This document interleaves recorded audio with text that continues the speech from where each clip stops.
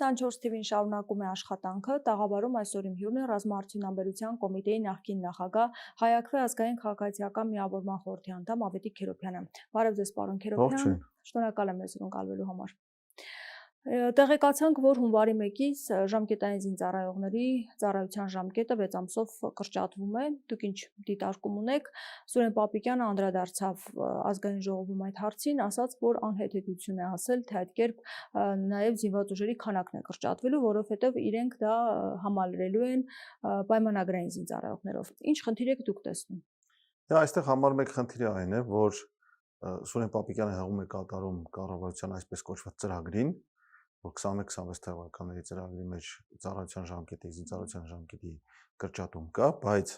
այս հապճեպությունը, որ կրճատում են, ծառայության ժամկետը եւ ելի ուշադրությունը դարձնենք մեր ունկնդիրների վրա, որ կառավարության վարչախմբի ղեկավարը իր բերանով ասում է, որ ավելի առաջ ենք բերում այս կրճատելու ժամկետը, հա, 2026 թվականի ամառային զորակոչի փոխարեն 2026 ձմեռային զորակոչին են բերում, դա ինքնին արդեն ապօրինություն է, որովհետև դա իրենք չեն որոշում, դա ազգային ժողովը կարող է որոշել, կառավարության որոշելիքը չէ։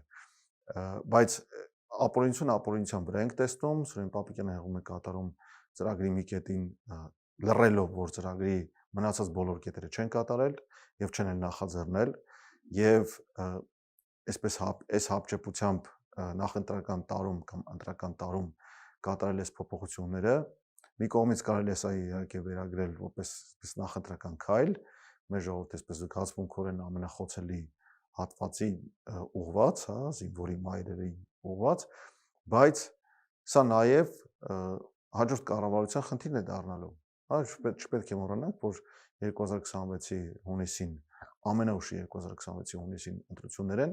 եւ դրանից հաջորդող կառավարության խնդիրն է արդեն դառնալու այս կրճատված զինծառայության ժամկետը, բայց այս ամեն ինչի հետ չպետք է մեզ ինքներս խաբենք, որ սա այս վարչախմբի որոշումներն են։ Կա հստակ պահանջ Ադրբեջանի եւ Թուրքիայի կողմից ձևակերպված արդեն, հա, որ եւ դա մեկ անգամ չէ, որ պահանջը հնչեցվել է դեմիլիտարիզացիայի, բանակի այսպես անորոշակարգային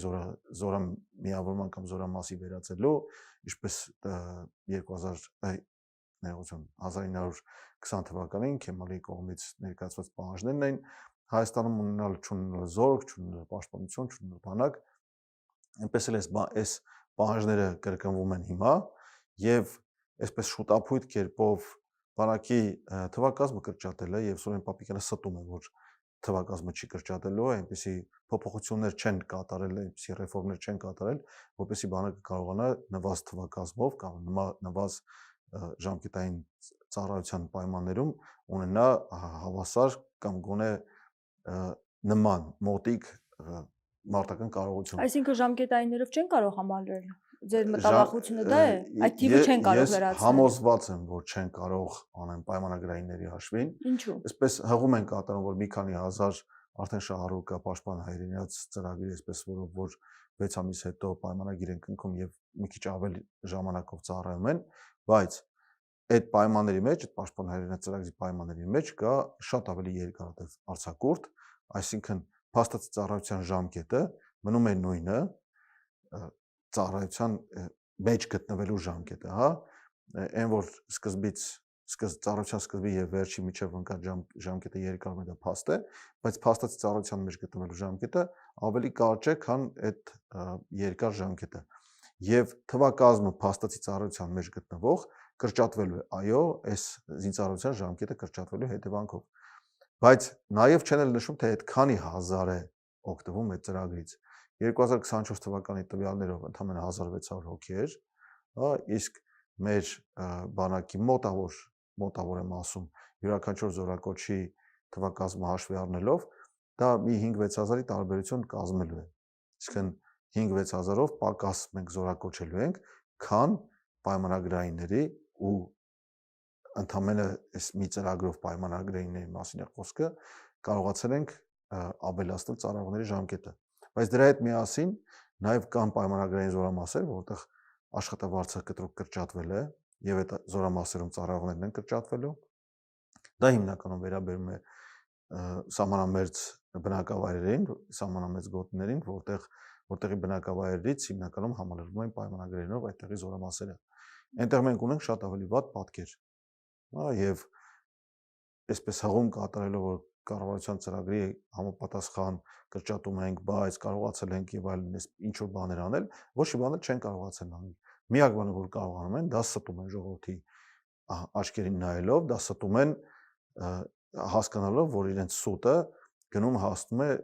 ել եմ կրկնում, ամենազգացմունքային խոցելի հատվածի սրտերին։ Հիմա այս ամենը արդյոք տեղավորվում է բանակի ռեֆորմների մեջ, ինչի մասին խոսում է իշխանությունը։ Այն ինչ որ ռեֆորմները թղթի վրա գրած են, դա ռեֆորմներ չի կարելի կոչել։ Բանակի այսպես կերպափոխման հայեցակարգը դա նույնիսկ դրան փաստաթուղթ անվանել չի կարելի, հայեցակարգ չի կարելի անվանել, նույնիսկ այդ թուղթը կարդալով այնպիսի անհեթեթությունները մեջը գրած, որ հնարավոր մասնավորապես ասենք մարտական ոգուն վերաբերող, հա, եւ մենք գիտենք, ասենք մարտական ոգին ինչով է պայմանավորված, հա, մարտական ոգին մարտակոչով, մարտական ոգին հրամանատարների վարկագծով, հրամանատարների ծառայության նկատմամբ հրամանատարների վերաբերմունքով է պայմանավորված, նաև պայմանավորված է կրթությամբ, պայմանավորված է հայրենասիրական կրթությամբ, որը այս վարչախումբը հետևողականորեն քարուքանդ է անում եւ չի կարելի այս կերպափոխման հայեցակարգին նաև հողում անել, ասել գիտեք, այս կերպափոխման հայեցակարգ ունենք, դրա համար մենք ծառայության ժամկետ ենք կրճատում։ Ծառայության ժամկետը կարող է կրճատվել, եթե կառուցվի պաշտպանական կուռ համակարգ, անվտանգության կուռ համակարգ, համապարփակ պաշտպանության եւ անվտանգության համակարգ,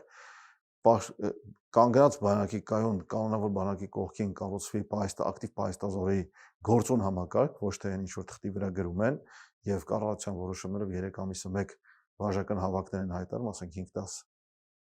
կամ լավագույն դեպքում տարեկան 15000 հոգի կանչելով այդ վարժական հավաքներին եւ կառուցելով տեղական եւ տարածքային պաշտպանության ուժերի գործուն համակարգ, ինչը մինչ այսօր չի կատարվել։ Կառուցում են այդպիսի կարող է կրճատվել զինծառայության ժամկետը այդպիսի համակարգ կառուցելուց հետո։ Դա պետք է լինի հետևանք, ոչ թե նպատակ, այն էլ շատ այսպես անտաշ եւ կոպիտ կերպով շարժված նախընտրական խոստումով։ Հիմա սա զուտ նախընտրական այսպես տրամադրություններ ձևավորելու համար է, թե այլ նպատակներ կան եւ այսպես կարծիքներ կան, որ 1 տարի են հետո սարքելու ծառայությունը։ Տեսեք, ելի եմ կրկնում, կա Ադրբեջանի կողմից պահանջ, Ադրբեջան ասում ենք, Թուրքիա հասկանում, հա, Հայաստանի Հանրապետության բանակը վերացնելու։ Սա քայլերից մեկն է։ Քայլերից մյուսը տեսեք, այս նույն կառավարությունը 3 որոշում ընդունեց, հավանության արժանացրեց օրենքի նախագիծ հիշատակի տոների եւ հիշատակի օրերի մասին օրենքում փոփոխություն կատարելու հունվարի 27-ը հայրենիքի համար անկասների հիշատակի եւ խոնարհման օր, հունվարի 27, հունվարի 28-ի նախորդ օրն է։ Անհնարին է պատկերացնել, որ մենք կունենանք 2 իրար հետևից աշխատանքային օր, ոչ աշխատանքային օր, հունվարի 27-ը եւ հունվարի 28-ը։ Հեռահար կամ նույնիսկ կարելի ասել մոտահար նպատակներից մեկը հունվարի 28-ը չեղարկելն է, կամ առնվազն ոչ աշխատանքային օրից աշխատանքային օր դարձնելը եւ դրանով բանակի օրը, մեր հաղթանակների օրը, իրականում ճիշտ է, հաղթանակները սղվել գնացել են մեծ մասամբ, բայց մենք պետք է հիշենք եւ դրանցով ողջևորվենք եւ հասկանանք, որ մենք հաղթող ազգ ենք։ Հիմա հունվարի 28-ը սղելու են, չեղարկելու են։ Եթե ոչ հիշատակի տոնը, ապա այն դարձնելու են աշխատանքային օր։ Հիմա ես կարող եմ ասել եւ վստահաբար կարող եմ պնդել, որ յուրաքանչյուր հունվարի 28 սկսվում է հայրենիքի համար անկասների հիշատակին խոնարհվելով։ Դա փաստ է։ Առավոտ կանող զինվորականությունը գնում է եռաբլուր եւ խոնարհվում անկասների հիշատակին։ Հիմա նոր տոն են կամ օր են սահմանում, տոն չասենք, հա, նոր հիշատակի օր են սահմանում, ոչ աշխատանքային օր, ինչ եք պատկերացնում, ասենք կարելի է հունվարի 27-ին խոնարհվել, մի հատ էլ հունվարի 28-ին խոնարհվել։ Չի լինում այդպիսի բան։ Հունվարի 28-ը այո, նաև հայրենիքի համար անկասների հիշատակին խոնարհման օր է, արդեն։ Հիմա սարքում են մի հատ էլ օր, որ չգիտես ինչ անեն։ Հունվարի 28-ին միջալից հիշեցնեմ Իսրայելում հոլոկոստի զոհերի հիշատակի օրն է։ Հա, այստեղ սիմվոլիզմ։ Դե ասում եմ մենք երկար ենք քննարկել, տարբեր օրեր էինք առաջարկում, հետո հենց զոհվածների ծնողները չէին համաձայնվում, եթե ասում են 44-օրյա պատերազմի օրը այդ օրը հռչակեք, այլ օրերի զոհերին այսպես վիրավորանք է լինում կամ կարծես թե մոռացվում են իրենք, եւ մենք այնպիսի օր որոշեցինք ընտրել, որ ոչ մեկ չնեղանա։ Տեսեք, դա այսպես շատ կոպիտ էլի եմ ասում։ Գեգամ Նազարյանների դեպ դա Գեգամ Նազարյանն է դա ասում, այո։ Գեգամ Նազարյանը հունվարի 28-ին կարող է գնալ եւ խոնարհվել ընկածների հիշատակին։ Այո, դա այդպես է արդեն եւ այն ինչ որ ասում են, որ չենք հիշում, չենք հիշատակում, այո, չեն հիշում, չեն հիշատակում, դա փաստ է։ Սեպտեմբերի 27-ին ոչ մեկ չի գնացել, չի հիշատակել Եռաբլոր, հա նոյեմբերի 9-ն էլ չեն գնա, ապրիլյան պատերազմի տարեդարձի կամ տարելիցի օրերն էլ չեն գնում, որտեղ ամաչում են գնալ։ Հիմա ստեղծում են հերթական առիթ, կրկնում եմ, հունվարի 28-ը չեղարկելու։ Անհնարին է պատկերացնել, որ հունվարի տոների հետ միասին կլինի նաև երկու ոչ աշխատանքային օր իրար հաջորդող։ Ուղղակի անհնարին է պատկերացնել։ Չի լինում այդպիսի բան նորմալ երկրում։ Եվ մեկ այսպես նորության մասին, տեղեկության մասին էլ խոսենք, Ադրբեջանի նախագահն էր հայտարարել, որ արգելքը հանում է, որպեսզի Ադրբեջանի տարածքով ճանապարհով Հայաստան մուտք գործի հացահատիկ Ղազախստանից, դուք այս որոշման հետ կապված ինչ դիրքորոշում ունեք, տարբեր կարծիքներ հնչեցին, որ երբ ուզենա կարող է Ադրբեջանը փակել այդ ճանապարհը եւ մենք չենք կարող վստահ լինել, որ այդտեղից հացահատիկ կարող է մշտապես Հայաստան մտնել։ Դե տեսեք, ես օգոստոսի 8-ի տրամաբանության շրջանակներում այսօր Հայաստանի կառավարության պարագլուխը եւ Ադրբեջանի Բաքվի Հանրապետության նախագահը իր այսպես քաղաքական են անում, նպատակը մեկն է՝ ապահովել Նիկոլ Փաշինյանի վերարտադրությունը Հայաստանում, Նիկոլ Փաշինյանի իշխանության վերարտադրությունը, որովհետեւ Նիկոլ Փաշինյանի իշխանությունը իրենց համար ուղղակի պարգև է, վերևից Ալլահից կամ Աստծուց ստացած պարգև, որտեղ իրենց բոլոր պահանջները կատարում են։ Բոլոր։ Չկա այդպիսի պահանջ, որ Նիկոլ Փաշինյանը չկատարի։ Գոյություն չունի։ Հիմա այս կերպ աջակցել են կամ խաղաղության օրակարգի մեջ դրամաբը։ Տեսեք, չկա խաղաղության օրակարգ։ Տեղավորվում։ Չկա խաղաղության օրակարգ։ Կա պատերազմով շանտաժի օրակարգ, որը մեր հարևան թուրքական հանրապետությունները անընդհատ հետևողականորեն իրականացնում են եւ չեն էլ թաքցնում, որ այսպես կոչված Թրամփի ուղին իրենք են պայմանավորվել Թրամփի հետ, որպեսզի իր անունը կպցնի այս ճանապարհին, դարձնի այսպես միջազգային օրակարգի մի մաս, բայց դրա հետ միասին Հայաստանի ինքնիշխանությունը զիջվում այնտեղ, արդեն թուրքական ԶԼՄ-ները չեն էլ թաքցնում, որ խոստացվել է այսպես կուլիսային պայմանավորություններ կան, դրա շուրջ ստեղծել ապառազմականացված գոտի, արդեն չեն էլ թաքցնում, որ եւ այսպես սուտը ստի հետևից ասելով մեկը մի ստով մյուսը պարտակելով չեն էլ թաքցնում, որ այնտեղ չի լինելու իրական ամբողջական սահմանային ստուգում, բեղրների սահմանային ձևակերպում, տեղափոխվող ուղևորների ինքնության ստուգում եւ այլն։ Մենք գիտենք, որ օրինակ եւ 2016 թվականին եւ 2020 թվականին եւ 23-ին էլ Թուրքիան մեր դեմ օգտագործել է սիրիացի վարձկաններ եւ ոչ միայն սիրիացի ահաբեկիչներ եւ այսօր այդ ահաբեկիչներին փորձում են բերել լցնել Արցախ, նրանցով վերաբնակեցնել օկուպացված տարածքները, մեզից խլված տարածքները եւ ոչ մի երաշխիք չկա, որ այդ ճանապարհով չեն գնա գա այդ նույն ահաբեկիչները Ախջևանից ազատագրված նախկինում ազատագրված հիմա ռազմակալված տարածքներ եւ մի օր էլ հանկարծ այդ ավտոբուսից զենք ու զրահ ձեռքներին չեն իշտի այդ ճանապարհին եւ մեզ արգել են օրինակի համար անցնել այդ ճանապարհը, օգտագործել այդ ճանապարհը։ Ոչ մի երաշխիք չկա։ Հակառակը այսօրվա պայմանավորվածությունները, այն պայմանավորվածությունները, որոնք որ բարձրաձայնվում են, այդ պայմանավորվածությունները թույլ են տալու դա անել։ Ես հիմա գույները չեմ խտացնում, իհարկե, հա, բայց եթե պատկերացնեք, ասեք իրավիճակի վատթարագույն զարգացումը, դրանից էլ ավելի վատ կարող է լինի։ Կարող է պատահի, որ այն բեռնատարները, որոնք որ Իրանից գալիս են Հայաստան եւ բեռներ են տեղափոխում, իսկ մենք գիտենք, որ ժամանակ առ ժամանակ Իրանով ճանապարհը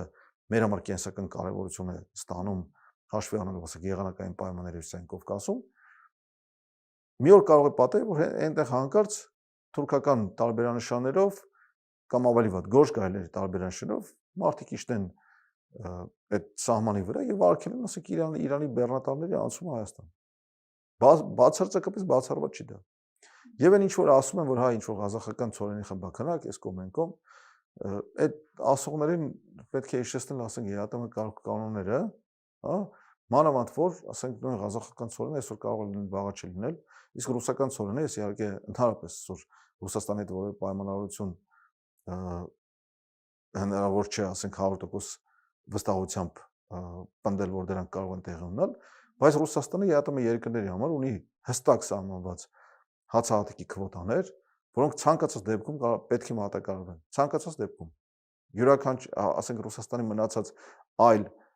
պայմանավորություններից դուրս են այդ պայմանավորությունները։ Սրանք ցանկացած դեպքում կարող են մատակարարվել եւ այդ մատակարարման քվոտան մեր կարիքը բավարարելու է։ Հիմա ղազախական ծորեն, չգիտեմ Ադրբեջանով, Վրաստանով ճանապարհ եւ այլն, այդ ամեն ինչը, ասենք քարտեզին նայողը եւ Հայաստանի երկաթուղային ցանցի մասին ճիշտ է շատ պատկերացում ունեցողը կարող է հստակ պնդել եւ կարող է հստակ հաստատել իմ խոսքերը, հա, որ օրինակ ասենք Թուրքիայից Ադրբեջան ամենակարճ ճանապարհը Կարս-Գյումրի հատվածը վերականգնելն է եւ Հրազդան-Իջևան կամ Վանաձոր-Իջևան հատվածի այնտեղ շատ փոքր աշխատանքներ կան կատարելու։ Կարգերով ավելի փոքր գումար է ծախսվել, կարող է ծախսվել այդ երկաթգիծը վերականգնելու համար, քան Թուրքիան, որ պատրաստվում է Կարս, Իգդիր, այսպես Նախիջևան եւ էլի Մեղրիով եւ մնացած արդեն շարունակությամբ ճանապարհը կառուցելու եւ ժամանակից տեխնիկայով, տեխնոլոգիայով վերազինելու համար։ Այնպես որ այս բոլոր այս խոսակցությունները խաղաղության ճանապարհներ, ապաշրջափակում եւ այլն, դրանք ոչ այլ ինչ են, քան Նիկոլ Փաշինյանի իշխանության վերարտադրելը ապահովելու համար քաղաքական հայտարարություններ։ Ոչ այլ ինչ։ Ներքաղաքական կյանքում լարվածությունը կամ այն ձերբակալությունները, որոնք իրականացվում են Նիկոլ Փաշինյանի ահազանգերը, որ կարող են լինել կուսակցություններ, քաղաքական ուժեր, որոնք ընտրությունների նույնիսկ չմասնակցեն, ինչ իրավիճակ է հիմա ներսում տիրում եւ արդյոք ժամանակի շուտ չի սկսվել այս լարվածությունը, որովհետեւ կես տարուց ավել կա դեռ ընտրությունների։ Դե ընդհանրապես ինչ տեղի ունենում ոստիկանական ուժերի կամ ԱԾ ուժերի մասնակցությամբ, հա, որևէ իրավական սահմանման չի ենթարկվում։ Հնարավոր չէ ասել, որ սա իրավապահ համակարգ է։ Հնարավոր չէ ասել, որ սա իրավական պետություն է, մանավանդ որ կառավարությունը իր բոլոր ծրագրերը խախտել է, կառավարությունը իր խոստումը խախտել է, այս իշխող ուժը իր նախընտրական խոստումները բոլորը խախտել է, չկա որևէ բան, որ ասես խոստացել էին անել կամ ծրագրեր են անել եւ դրա համար հարկեր են հավաքում ժողովրդից եւ դրա համար պարտք են վերցնում արտաքին աղբյուրներից կամ ներքին աղբյուրներից եւ դա արել են։ Չկա որևէ նման բան։ Կա ուրիշ բան, ես ասեմ, ինչ եմ տեսել իմ աչքով, այս վերջերս տեսել եմ Հայաստանի Հանրապետության, այսպես ՀԽՍՀ վարչական սահմանից ներս կառուցվող ամրաշինական կառույցներ, բայց որտեղ այն տարածքում, Վայոց-Ձորի այն հատվածում, որտեղ 2022-ին ներխուժում եղավ եւ Ջերմուկ համայնքում մասնավորապես մոտավորապես 60 քառակուսի կիլոմետր տարածք ռազմակալված է այնտեղ եւ այնտեղ մեր, չգիտեմ, ռազմական այդ ինչ ցնորված միտք է, հա, որ այնտեղ կառուցել ամրաշինական կառույցներ դիրքերի փոխարեն, դիրքերի տեղը։ Ուրեմն այդ ամրաշինական կառույցները կառուցվում են ադրբեջանցիների 3 տարի առաջ, 3 տարվա ընթացքում ստեղծված ամրաշինական կառույցների դիմաց։ Հիմա եթե չկա կուլիսային պայմանավորություն այդ ռազմակալված տարածքները մշտապես թողնել Ադրբեջանի տրամադրության տակ, ես չեմ կարող ասել էլ ինչ կա դրա փոխարեն։ Վստահաբար կա կուլիսային պայմանավորություն եւ այսօրվա իշխանությունը տարատեսակ այսպես քառակուսի կիլոմետրի խոսույթի շրջանակներում վաղը չեմիսոր արդեն դա էլ կասեն, որ կա հստակ պայմանավորություն, որ զորքերը կանգնում են այնտեղ, որտեղ որ կանգնած են, սահմանագծման այսպես գործընթացը գնալու է միանշանակ Ադրբեջանի պահանջների միակողմանի կատարմամբ Ադրբեջանի կողմից, եւ մենք գիտենք թուրքերը հստակ ունեն իրենց մոտ գրած օրենքը, որտեղ զինվորը կանգնել է այնտեղ իրենց սահմանը։ Ադրբեջանը նույն տրամաբանությամբ է շարժվում։ Այսինքն չեն հաշվելու գրաված տարածքներից։ Երբ ասում են այստեղից Նիկոլ Փաշինյանն ասում, հետո երեք Ալեն Սիմոնյանը նորից կրկնեց, ասեց այո, դա այդպես է, որ Ադրբեջան, մենք էլ ունենք տարածքներ, որ Ադրբեջանին է պատկանում եւ մենք ենք գրավել։ Հիմա այս հայտարարությունը ինչի համար է արվում, որովհետեւ եթե ադրբեջանցիները հետ չգնան այդ գրաված տարածքներից, այս պատճառաբանությունը բերեն, որ մենք էլ տարածքներ ունենք այստեղ Ադրբեջանից։ Գոյություն չունի նման բան, եթե չկա օրենք, Հայաստանի Հանրապետության օրենք սահմանագծման եւ սահմանազատման մասին, որով հստակ պետք է սահմանվեն, դա իհարկե պետք է լինի երկկողմանի, լավ կլինի իհարկե լինի այնտեղ անվտանգ նաև երաշխավոր այս գործընթացի, եթե չկա այդ օրենքը միջազգային պայմանագրի հիման վրա, որ Հայաստանի Հանրապետության սահմանը անցնում է SSSS տեղերով,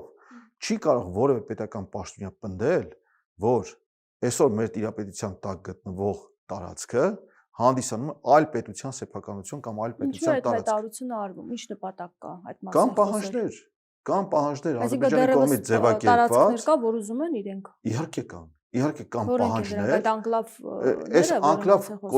կոչեցյալները, հա, եւ այս անկլավների հետ կապված կա մի հետաքրքիր նյուանս, հա, որ տեսեք, եթե Ադրբեջանը պնդում է եւ այսօր մեր վարչախմբի ղեկավարը հղում կատարելով Ալմաթայի հռչակագրին ասում է, որ կա այսպիսի սահմանները ԽՍՀ եւ ԱԽՍՀ վարչական սահմանները պետք է դառնան միջպետական սահմաններ, ապա այստեղ կա մի հետաքրքիր նյուանս, այդ անկլավ կոչվածները, հա, պետք է ունենան փաստաթղթային հիմնավորում, միայն քարտեզ չպետք է լինի։ Քարտեզները Խորհրդային Միության ներքին վարչատարածքային բաժանման քարտեզները եւ հանրապետությունների միջև քարտեզները, սահմանները մանավանդ իրենք սահմանվել են ՀԽՍՀ Գերագույն խորհրդի ներողություն, ԽՍՀՄ Գերագույն խորհրդի նախագահության որոշումներով։ Այս անկլավների հետ կապված այդ որոշումները գոյություն չունեն։ Այն ինչ որ ասում են անկլավներ, հա, Տիգրանաշեն կլինի, ներքին ոսկեպար, թևերին ոսկեպար լավ չեմ հիշում եւ այլն։ Այս անկլավների հետ կապված այդպիսի որոշումներ չկան։ Կան որոշումներ, օրինակ Վարդենիսում ալ լճերի տարածքը ՀԽՍՀ-ից կամ ՀՍՍՌ-ից, հա, այն ժամանակվա տերմիններով Ադրբեջանի Սովետական սոցիալիստական ռեսպուբլիկային փոխանցելու մասին։ Այդ որոշումները կան։ Տիգրանաշենի մասով չկա այդպիսի որոշում։ Չկա այդպիսի որոշում ոսկեպարի կամ այրում կայարան այդ հատվածի այս պահանջվող անկլավի հետ կապված։ Այդպիսի բաներ գոյություն չունեն։ Հիմա իհարկե քարտեզագետները եւ իրավագետները պետք է այս հարցերը մանրամասն ուսումնասիրեն եւ հասկանան, թե ինչքանով են Ադրբեջանի պահանջները օրինական կամ հիմնավորված, բայց դա երկրորդական է։ Այս վարչախումբը Ադրբեջանի բոլոր պահանջները, Թուրքիայի բոլոր պահանջները միակողմանիորեն կատարում է։ Մենք տեսել ենք, թե ինչ տեղի ունեցավ անցյալ տարի Տավուշում, հա, երբ միայն Հայաստանի Հանրապետությունը զիջեց տարածքներ, դրա դիմաց ոչինչ չստանալով, ավելին դրա դիմաց այն ժամանակ թուրքերին կամ ադրբեջանցիներին տալով է այնպիսի ունեցվածք, որի նկատմամբ սեփականության իրավունքը հաստատված էր Հայաստանի Հանրապետության կողմից տրված սեփականության վկայականով։ Մարդկանց ձերից խլել են ունեցվածք, Հայաստանի Հանրապետությունից խլել են տարածք, տվել են թուրքերին, տվել են ադրբեջանցիներին, դիմացը ոչինչ չստանալու, դիմացը ստանալով միա ցուցահանդեսային պատ, վերև փշալար քաշած, որի մոտ տանում եւ հաջորդով լուսանկարվում են։ Տանում իմիջիայլոց հաջորդով ԶԼՄ-ների ներկայացուցիչ տանում եւ լուսանկարում են եւ ցույց են տալիս այսպես կոչված այս ամրաշինական կառույցները սահմանամեծ գոտիներում։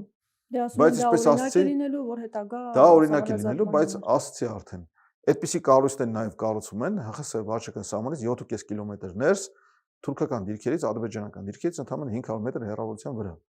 Ինչը գալիս է ապացուցել իմ պնդումը, որ կա կուլիսային պայմանավորվածություններ, այդ տարածքները մշտապես թողնել ադրբեջանցիների ենթակայության կամ դիրապետության տակ։ Ինչի օրինակ այդ ռազմակալված տարածքներում չի կամ այդ վիճելի ել չի, էլի, այնտեղ վիճելի բան չկա, հա։ Ինչու է այնտեղ չի տեղի ունենում սահմանագծման սահմանազատման գործընթացի հաջորդ փուլը, այլ տեղի ունենում, ինչպես հայտարարում է Նիկոլ Փաշինյանն ազգանով անձը, այսպես տրիպի կամ Թրամփի ուղու աջ եւ ձախ կողմերում, արևմտյան եւ արևելյան հատվածներում։ Ինչի է այդպես։ Ինչի չի Հայաստանի Հանրապետություն պահանջում ռազմակալված տարածքների ապա ռազմակալում։ Ինչի այնտեղից Ադրբեջանի զինվորականները դուրս չեն գալիս։ Ինչի չի պահանջում գերիների վերադարձ։ Ինչը դե ասում են պահանջում ենք առաջիկայում լավ նորություններ կլինեն։ Սուտ են ասում։ Դե միգուցե լինեն, լավ նորությունները ինչ պետք կարող են հենց վաղը։ Առաջիկան ո՞րն է։ Նախընտրական խոստումներ։ Հիշում եք 21 թվականի նախընտրական խոստումները, որ մեր տղաները 2 ամիս էլ կսպասեն Բաքվի բանտերում, կդիմանան, կհամբերեն, մենակ թե թողեք մենք ընտրվենք։ Թողեցին ընտրվեցին, իհարկե դա էլ էր նաև շանտաժ, այն ժամանակ ապահովված էր ազատ կամ արտահայտման իրավունքը, երբ որ դրանից մի քանի օր առաջ ընտրությունից մի քանի օր առաջ Գեղարքունիքում ներխուժում էր, Սյունիքում ներխուժում էր, թուրքերի ուղիղ նշանառու կրակի տակ էին հայտնվել հայկական բնակավայրեր, ինչ ազատ կամարտահայտման իրավունքի մասին է խոսքը կամ կամարտահայտման։ Դրա մասին խոսք չկա։ Բայց թե ինչու այդ ժամանակվա 21, 22, 23 թվականի ներխուժված տարածքների մասին խոսք չի գնում կամ պահանջներ չեն դրվում, այլ կատարում է Ադրբեջանի եւ Թուրքիայի պահանջները միակողմանիորեն, այս կառավարությունը լռում է, հմուտ կերպով լռում է։ Այն հարցերին չեն պատասխանում, որին պատասխանել իրենց ձեռնտու չեն։ Դրա փոխարեն կատարում են տարատեսակ հայտարարություններ իմիջիայլոց դրա իրավունքը չունենալով։ Հայաստանի Հանրապետության սահմանությունը, որ գործող սահմանությունն է, հստակ սահմանում թե պետական պաշտոնները, պետական եւ տեղական ինքնակառավարման մարմինները ինչ իրավունք ունեն անելու։ Ադրբեջանցիները, որ գրավել են այդ տարածքները, այդ մասին չեն խոսում, բայց մենք խոսում ենք, որ իբրև տարածքներ կա, որ Ադրբեջանին է պատկանում եւ մեր մոտ։ Իհարկե, որովհետեւ դրա մասին հստակ եւ ուղիղ կերպով պահանջներ կան դրված սրանց առջև։ Եվ մեզ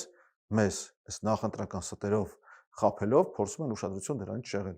Այսօր Ադրբեջանի Միլի Մեջլիսի իշխող Ենի Ադրբեջան կուսակցության պատգամավորը հանդես է եկել հայտարարությամբ, թե իբր Հայաստանի տարածքները պատկանում են Ադրբեջանին, նա ասել է, որ Հայաստանը իր հայրենիքն է, այն վայրն է, որտեղ ինքը ծնվել, մեծացել է եւ հիշողություններ ունի, որոնք կապված են Հայաստանի Ամասիա շրջանի ներկայումս Շիրակի մարզի հետ, յուրաքանչյուր սանտիմետրի այդ հիշողություններ ունի եւ ուզում է ֆիզիկապես կրկին դիպչել այդ հիշողություններին։ Նշենք, որ հետո ջնջել են այդ գրառման մեջ այն հատվածը, որտեղ նշված է, որ ներկայիս Հայաստանի ամբողջ տարածքը պատկանում է Ադրբեջանին։ Ամեն դեպքում սովորական մեկը չի հայտարարել այս ամենը, այլ ասել է Միլի Մեջլիսի պատգամավորը։ Ինչի մասին է խոսքը եւ ինչու է այս քարոզչությունը տարվում խաղաղության, այսպես Դե դրա մասին ասել եւ կրկնում է Բաքվի Հանրապետության նախագահ Իլհամ Ալիևը։ Նաեւ, որը ժամանակ առ ժամանակ հայտարարում է, որ հայերը այս տարածքում եկվոր են, որ Հայաստանի ամբողջ տարածքը մի մասը Արևմտյան Զանգեզուր է կոչվում, մի մասը այսպես Գյոյչայի շրջան, հա, ճակերտներով եւ այլն, հա։ Բայց հետո դրանց հետո պայմանագիր կնքվեց, ասված են խաղաղություն է, ողջունում են, նոր դարաշրջան է բացվում, Հարավային Կովկասը հաղթարել է պատերազմները։ Բայց ագրեսիվ է ծավալապաշտական հռետորաբանությունը շարունակվում է։ Այն որ ասում են, ելի եմ կրկնում, այն ինչ որ ասում են, որ խաղաղությունը այլևս կայացած է եւ այլն, դա ոչ այլ ինչ է, քան քաղաքական աջակցություն Նիկոլ Փաշինյանին, որպեսզի վերընտրվի եւ շարունակի կատարել իրենց պահանջները։ Բանակի կրճատումը, թվակազմի կրճատումը ձեզ վկա։ Հայաստանի Հանրապետության սահմաններից ներս թուրքերի դիրքերը ձեզ եւ թուրքերի ամրաշինական կառույցները ձեզ վկա։ Հայաստանի Հանրապետության ռազմակալված տարածքների ապառազմակալման պահանջների բացակայությունը վկա։ Գերիների վերադարձի պահանջների բացակայությունը վկա։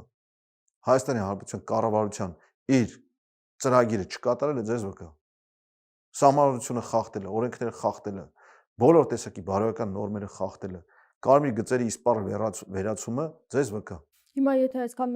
մեծ աջակցություն ունի Փաշինյանը արտաքին եւ նաեւ ունի օրակարգ, որ ներկայացնում է եւ համոզում է մարդկանց, ընդդիմադիր ուժեր ինչ պետք է անեն եւ ինչ հնարավորություններ ունեն Փաշինյանին հեռացնելու։ Դե տեսեք,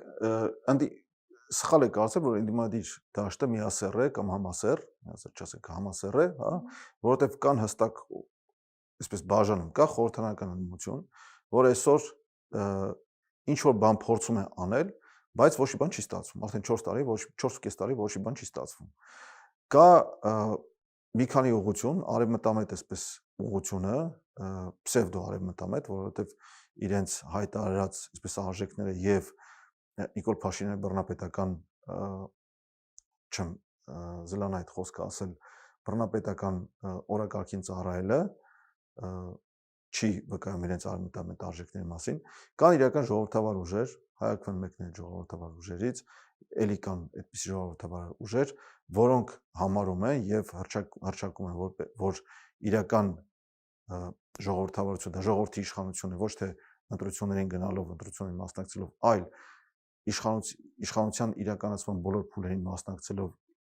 իշխանություններից պահանջելով եւ իշխանությունների հետ կանչման գործիքներ ունենալով, այսօրվա իշխանությունը ամեն ինչ արել է, որպեսզի 2015 թվականի սահմանությունը հարատևի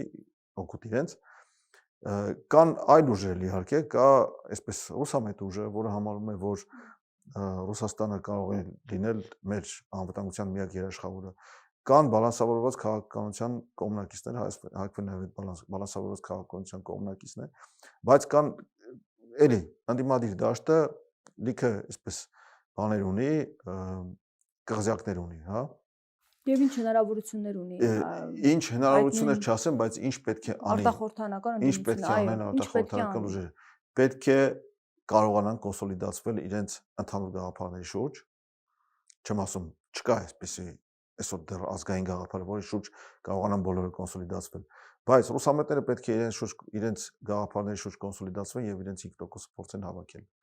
Նույնը պետք է անեն իրական ժողովրդավարները, հա, նույնը պետք է անեն իրական արևմտամետները։ Պետք է իրենց ընտրողին գտնեն, պետք է իրենց ընտրողին այս անտարբերության թմբիրից հանեն, պետք է տանեն ընտրական տեղամաս, պետք է անեն ամեն ինչ, որպեսզի բացի ընտրություններից, բացի նախընտրական գործողությունից պատրաստ լինեն նաև հետընտրական գործողություններին, տեսնում ենք, որ այս կառավարությունը, այս իշխող ուժը կարողանում է նաև հետընտրական գործընթացներ իրականացնել տեղական ինքնակառավարման մարմինների հետ կապված, տեսնում ենք ինչպիսի գործողությունների իրականացնում եւ պետք է պատրաստ լինեն հետընտրական գործընթացներին, այսինքն ձևավորեն այնպիսի էլեկտորալ զանգված, այնպիսի էլեկտորատ, որը պատրաստ լինի ոչ միայն գնալ ընտրություններ եւ քվեարկել, այլ նաեւ պաշտպանել ընտրությունների արդյունքները։ Դա իհարկե մի օրվա գործ չէ, դա իհարկե պետք է արվի ամեն օր աշխատանքի է պահանջում եւ այն ուժերը, որոնք որ քաղաքական հայտ ունեն ներկայացնում կամ պիտի դեր ներկայացնեն, պետք է այդ ծրագրերը ունենան։ Այսինքն դու կարծում ես, եթե Փաշինյանը չվերընտրվի, հետընտրական մեծ զարգացումներ են լինելու, որին պետք է պատրաստվել։ Իհարկե, պետք է պատրաստվել հետընտրական զարգացումներին։ Մենք գիտենք, որ այսօրվա իշխանությունը ամեն ինչ արել է, որպեսզի ունենա հլու հնազանդ կամակատար ոստիկանություն, անվտանգության ծառայություններ եւ այլն։ Մենք գիտենք, որ այսօրվա իշխանությունը, այսօրվա վարչախումբը ամեն ինչ արել է, որ իրեն ենթակա օլիգարխները կարողանան կազմակերպել ջարդահար խմբեր։ Եվ այդ ջարդահար խմբերը համոզված են, որ դրանցից ոմանք մասնակցում են նաև այս ոստիկանական բռնություններին այս կամ այն տեսքով, հա։ Մենք գիտենք, որ այսօրվա իշխանությունը չի խորշում ոստիկանական ծառայողներին քաղաքացիական հագուստներով ուղարկել հավաքների եւ սադրել։ Գիտենք, 3 տեղի ունեցած է հավանաբանքում ձեզ օրինակ։ Արդեն բռնվել են դրա վրա։ Եվ գիտենք, որ նրանք նայում էին, թե ինչպես չեն թողնում, որ քահանան մտնի եկեղեցի։ Բնականաբար, այո։ Այդ ամեն ինչ լինելու է։ Եվ պետք է դրան պատրաստ լինել։ Բայց գնալ, ասենք, անօրինական ճանապարհով իշխանություն փոխելու, հա, ես կարծում եմ, որ դա իրավական պետության զարգացման ճանապարհին չի լինելու։ Օրինակ շատ են ասում, ուշ կլինի միջև սպասեք ընտրություններ, մեծ մասին կալանավորելու է, ընդդիմադիր դաշտը ջլատելու է Փաշինյանը եւ թույլատրած ընդդիմություն դարձնի։ Դե եթե գիտենք ինչ է անելու, դրան պետք է պատրաստվել։ Պետք է ունենալ այնպիսի ընտրազանգված, պետք է աշխատել ընտրազանգվածի հետ այնպես, որպեսզի դա տեղի չունենա։ Եթե ով ասում է, որ ընտրություններով հնարավոր չէ փոխել Փաշինյանին, պետք է ասի, թե ինչպես է պետք փոխել Փաշինյանին, միևնույն ժամանակ իրենից ավելի վատը չդառնալով։ Տեսեք, ապօրինի իշխանություն պահելը եւ ապօրինի իշխանություն զավթելը, հա, իրենք կարելի ասել համարժեք են։ Ապօրինի իշխանություն վերցնողը, հա, չի կարող լինել ապօրինի իշխանություն պահողից ավելի լավը։ Հակառակը ավելի մեծ է լինելու գայթակղությունը այդ ապօրինի զավթած իշխանությունը ապօրինի ճանապարհներով պահելու։ Եվ չի կարելի պնդել, որ չպետք է պատրաստվել ընտրություններով իշխանություն փոխելու, որովհետև ընտրություններով իշխանություն փոխելը այսօրվա օրենսդրությամբ, այսօրվա սահմանությամբ իշխանություն փոխելու լեգիտիմ ճանապարհ է։ Միակը չէ, լեգիտիմ ճանապարհ է։ Այն մյուսները կա, որ միայն ընդդիմություն են հետո դառնալու։ Խորհրդանում ընդհանրապես ընդդիմություն այս կերպ։ Դե գիտեք, ասենք խորհրդանում ընդդիմություն կարելի լինել տարբեր ձևերով։ Կարելի լինել ընդդիմություն, որ կարող է գնա գլուխը տնտմբացնի կառավարության հարցը պատասխանի ժամանակ երկրորդական հարցեր տա եւ ոցաշունչ ելույթներ ունենա, ասենք ամբիոնից անարդյունք, իսկ կարելի է դառնալ խորհրդանական ընդդիմություն եւ աշխատել նրա վրա, որպեսզի հաջորդ արտահայտությունն լինեն հնարավորինս շուտ, որպեսզի իշխանությունը չկարողանա պնդացնել իր ոտքը։ Ինչ պետք է անեն։ Եթե նրանք մեծամասնություն են, ինչ օրենք ուզում են ընդունում են, ինչ օրենք չեն ուզում չեն ընդունում, ընդդիմության հայտարարությունները մերժում են, նախագծերը մերժում են։ Իհարկե դա կա, բայց ընդդիմությունը պետք է աշխատի նաև ժողովրդին պահանջատեր դարձնելու ուղղությամբ։ Այսինքն դուք վատ չեք զգա, Եթե ժողովրդի իշխանապողություն չլինի, բայց խորհրդարան մտնեք։ Ես ինքս չեմ պատրաստվում խորհրդարան մտնել անձամբ։ Ես ինքս չեմ պատրաստվում պետական բարձր պաշտոն զբաղեցնել անձամբ։ Հա, բայց պատրաստ եմ եւ հայակվեն, տեսեք, մի տեսակ միամտություն կլինի այս մասին հիմա խոսել, որտեղ հայակվեն դեռ ինքը չի ձևավորել եւ չի արտահայտել իր քաղաքական հայտը, քաղաքական ուժ դեռևս որպես այդպեսին չի հայտարարվել, բայց եթե ձևավորվի, այո, պետք է անի ամեն ինչ, որպեսզի Հայաստանը վերադառնա, Հայաստանը դառնա նորից իրավական պետություն, դառնա ժողովրդավար պետություն, դառնա կարողանա ձևակերպել իրական ազգային շահ եւ հետամուտ լինել ազգային շահերին։ Այսօր եւ արդեն շատ վաղուց մենք դա չենք տեսնում։ Ոչ այսօրվա իշխանությունը, ոչ էլ նախկին ռեժիմները այդպեսին չեն եղել։ Ազգային շահ չեն կարողացել ձևակերպել եւ չեն կարողացել ժողովրդին տանել այդ ազգային շահի հետևից։ Դա եղել է մեր պարտությունների եւ անհաջողությունների պատճառը։ Եթե մենք ունենանք ձևակերպված ազգային գաղափար եւ ազգային շահեր, այո, հնարավոր կլիներ ժողովրդին տանել դրա հետևից, բայց դա չենք ունեցել։ Բայց իշխանության ինչ-որ բան կարող է փոխել որևէ ընդդիմություն։ Այո, դա, գիտեք, դա թյուր կարծիք է, դա կարելի է նույնիսկ թշնամական թեզ է, ասելը, որ եթե սրանք մնան իշխանության, ամեն ինչ նույնն է լինելու։ Չի կարող փոփոխությունների ձգտող ուժը եւ փոփոխությունների կարողություն ունեցող ուժը համար ամենօրյա աշխատանքի դեպքում փոփոխություններ չբերել։ Ինչ որ փոփոխություններ լինելու են։ Իհարկե այդ փոփոխությունները ավելի Բայց մենք տեսնում ենք Փաշինյանը գնում է, ինքը ինչ որոշում է անում է, ստորագրում է, նույնիսկ Վաշինգտոն գնալ է 2 օր, մի օր առաջ իմացանք։ Դե տեսեք, ինչ պետք է փոխի որևէ ընդդիմություն, որ լինի խորհրդարանում։ Հայակվեն իշխանության բոլոր ապօրինի գործողությունների մասին, հավաքում է փաստեր եւ ոչ միայն մենք իհարկե, հա։ Նաեւ կան այսպես իշխանամետ կամ իշխանամերձ իրավաբաններ կամ իրավապաշտպաններ, որոնք չեն կարող աշկ փակել այս վարչախմբի ապօրինությունների վրա։ Իրենք էլ են ինչ որ չափով իրավագիտակցություն ունեն եւ կարծում են, որ իրավական պետությունն է մեր ապագան եւ ժողովրդավար պետությունն է մեր ապագան, բայց մենք եւ ել եմ կրկնում նաեւ այլ ուժեր հավաքում եւ առնվազն հաղորդում են ներկայացնում դատախազություն, իշխանության այս կամ այն ներկայացուցիչի դա իրավական հիմքեր են։ Դա իրավական հիմքեր են հետագայում իրավական գործընթացներ ձեռնարկելու համար։ Շնորհակալ եմ։ Ձեզ շնորհակալություն։ Զրուցակիցս Հայակվե ազգային քաղաքացիական միավորման խորհրդի անդամ Ավետիք Քերոբյանն էր։ Շարունակեք մեզ հետևել, կհանդիպենք։